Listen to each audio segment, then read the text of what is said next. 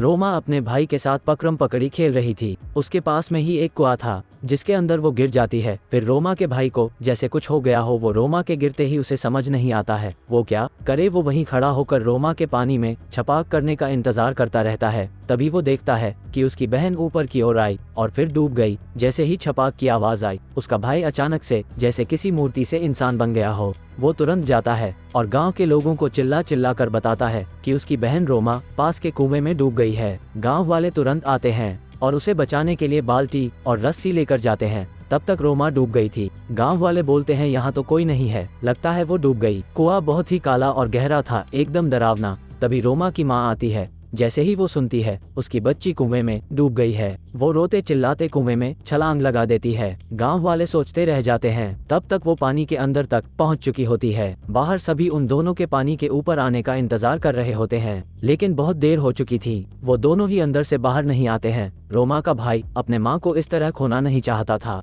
वो भी छलांग लगा देता है कुआं में। गाँव वाले सोचते रह जाते हैं। लोगों को लगता है कि अब ये तीनों ही मर गए। गांव के मुखिया जी को पता चलता है ये सब बात तो वो तुरंत आते हैं। वो पूरी कोशिश करवाते हैं, लेकिन उस कुआं में किसी की भी लाश नहीं मिलती है। पूरे गांव वाले हैरान हो जाते हैं। वो सभी आपस में बातचीत करने लगते हैं कि ये जादुई कुआं है क्या, कैसे खा गया। तीनों को किसी की लाश नहीं मिली। सभी वहां से भाग जाते हैं। लेकिन कुछ दिनों बाद से ही उस कुआं के पास कोई भी जाता तो उसकी मौत हो जाती थी। अब हर दिन शाम से रात के बीच किसी न किसी की जान चली जाती थी। अब तक 4 लोगों की जानें जा चुकी थी। फिर एक दिन गांव वाले सुबह सवेरे मुखिया जी को लेकर कुआं के पास जाते हैं। मुखिया जैसे ही कुआं के पास आता है, कुआं का पानी सूख जाता है और मुखिया जैसे ही यह नजारा देखने के लिए कुआं के अंदर झांकता है, वो उसी में गिर जाता है। देखते ही देखते कुआं मुखिया के खून से भरने लगता है। सारे गांव वाले डर जाते हैं, सभी के होश उड़ जाते हैं और फिर वो खून गायब हो जाता है। लोगों को लगता है ये कोई चुड़ैल का काम है। हो न हो वो औरत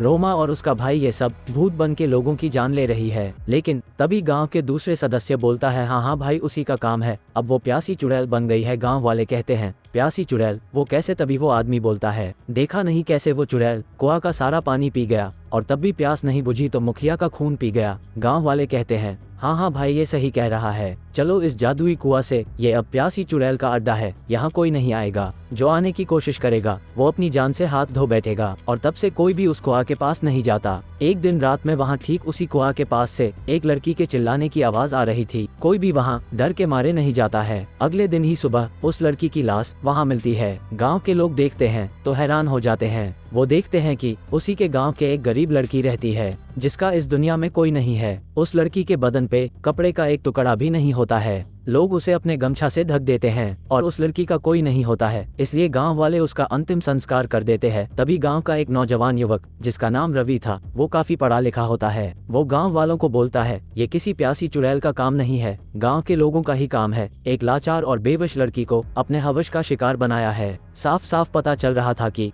उस लड़की का रेप हुआ है, चाहे ये काम किसी का हो, हम उसे नहीं छोड़ेंगे। गांव वाले कहते हैं ठीक है, तुम्हें जो करना है करो, हमसे मदद नहीं मांगना, क्योंकि हम उस प्यासी चुड़ैल के चंगुल में नहीं आना चाहते हैं। रवि बोलता है यही हादसा अगर आपके बेटियों के साथ होता तब क्या कहते? तब भी आप यही कहते कि प्यासी चुड़ैल ने इंसान की खून पीने के बजाय इज्जत लूट लिया। कैसे लोग हैं आप, लोगों के आंखों पे पट्टी बंधी है, जाए हम खुद कर लेंगे, हमें किसी की मदद नहीं चाहिए। तभी रवि का बात सुनकर गांव के 2 लड़के जो रवि के दोस्त थे वो उनके पक्ष में आते हैं। मिथिलेश और सोनू, सारे गांव वाले चले जाते हैं। तभी एक लड़की वहां खड़ी रहती है, वर्षा। रवि बोलता है क्या हुआ, तुम नहीं गई? तो वर्षा बताती है कि मैं भी एक लड़की हूं और जो उस लड़की के साथ हुआ वो किसी के साथ भी हो सकता है, इसलिए इस लड़ाई में मैं तुम्हारे साथ हूं। तुम दूसरे लड़की के लिए जब अपनी जान की बाजी लगा रहे हो तो मैं तो खुद एक लड़की हूं और इंसानियत के नाते हम भी तुम्हारे साथ है। रवि, मिथिलेश और सोनू तथा वर्षा चारों एक टीम बनाते हैं। टीम का नाम रखते हैं भूत भगाओ इंसाफ दिलाओ। अब आगे क्या करेंगे इनकी टीम?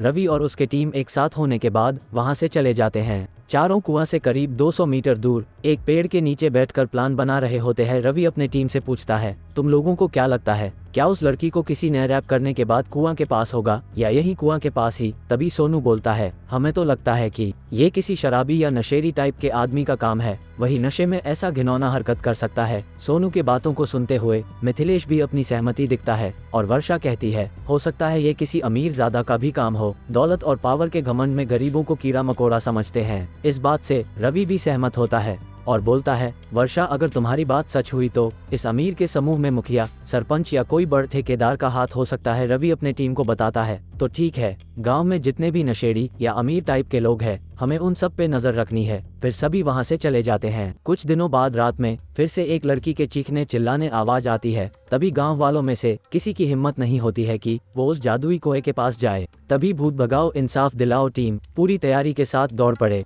वर्षा अपनी हाथों में टॉर्च और एक मोटा डंडा लिए कुएं की ओर भागती है। सोनू को भूतों से बहुत डरता था, इसलिए वो अपने हाथों में मसाल से भरी आग की एक लाठी लिए दौड़ता है। रवि अपने हाथों में एक नुकीला खंजर लिए दौड़ता है और मिथिलेश को लगता है कि कुएं में डूब भी सकती है, इसलिए वो बाल्टी और बड़ा सा रस्सा लिए दौड़ता है। और जब तक चारों पहुंचते हैं तब तक लड़की के चीखने की आवाज खत्म हो चुकी थी। लेकिन वहां 3 नशेड़ी से सामना हो जाता है। तीनों ने रवि के टीम पर हमले कर दिए। रवि का सामना जिससे होता है उसके पास भी हथियार होता है, लेकिन रवि और मिथिलेश तीनों का सामना करते हैं और वर्षा सोनू के साथ मिलकर रस्सी के सहायता से कुएं में जाती है। रवि भूतों से डरता था, इसलिए उसने पास के एक पेड़ में सी बांधकर वर्षा को कुएं में भेजने का काम करता है। इधर वर्षा भी जल्दी जल्दी कुएं में छलांग लगा देती है और रस्सी पकड़ी होती है। वर्षा अपनी पूरी कोशिश करती है, लेकिन कुएं में कोई नहीं मिलता है। इधर सोनू और मिथिलेश तीनों शराबियों का सामना करते हुए उसे अपने कब्जे में कर लेते हैं और उसके बाद रवि भी कुएं में जाकर उस लड़की को खोजता है, पर कोई नहीं मिलता है। सुबह रवि अपनी टीम के साथ तीनों शराबियों को गाँव वालों के सामने पेश करता है और रवि बोलता है, देखिए यह वही प्यासी चुड़ैल है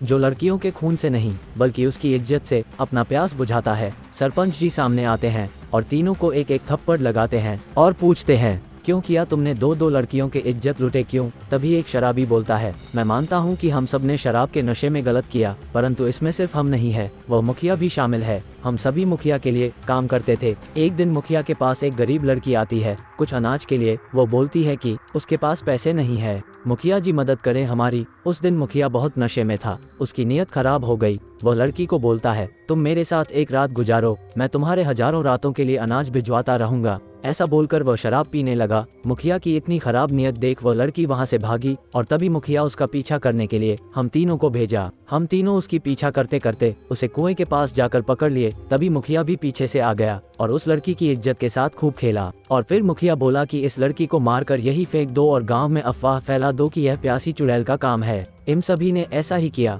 उस लड़की को मारकर वहीं फेंक दिया। फिर अगले ही दिन मुखिया का उस कुएं में एक रहस्यमय तरीके से मौत हो गई और ये देख हम तीनों डर गए थे। तभी वर्षा पूछती है, और कल रात तुम लोगों ने फिर एक लड़की की इज्जत लूटी क्यों? तभी तीनों बोलते हैं, नहीं, हम सभी ड्रग्स की सप्लाई करते हैं और वो लड़की हम सभी का राज जान चुकी थी। वह थाना में पुलिस के पास कंप्लेन करने वाली थी, इसलिए उसे हम लोगों का सामना करना पड़ा और तभी हमने उसे कुएं में धक्के दे दिए। वर्षा बोलती है, सच बताओ क्या किया? क्योंकि पूरे कुएं में देखे हम सभी ने कहीं उसकी लाश नहीं मिला। तभी तीनों बोलते हैं, हो ना हो यह उसी कुएं का हाथ है इसमें, क्योंकि 3 लोगों के लाश पहले भी नहीं मिली थी। मुखिया का रहस्यमय तरीके से मौत और फिर इन सभी अपने हाथों से उस कुएं में लड़की को धक्का दिए थे। पता नहीं उसकी लाश कहाँ चली गई। उन सभी को थाना के हवाले करने के बाद भूत भगाओ इंसाफ दिलाओ टीम खुशियां मनाने लगती है। उसके बाद सभी खुश रहने लगते हैं और सभी एक दूसरे से काफी घुल मिल चुके थे। और तभी रवि बोलता है, चलो मिशन पूरा हुआ, भूत भगाओ इंसाफ दिलाओ। अब जब इंसाफ मिल गया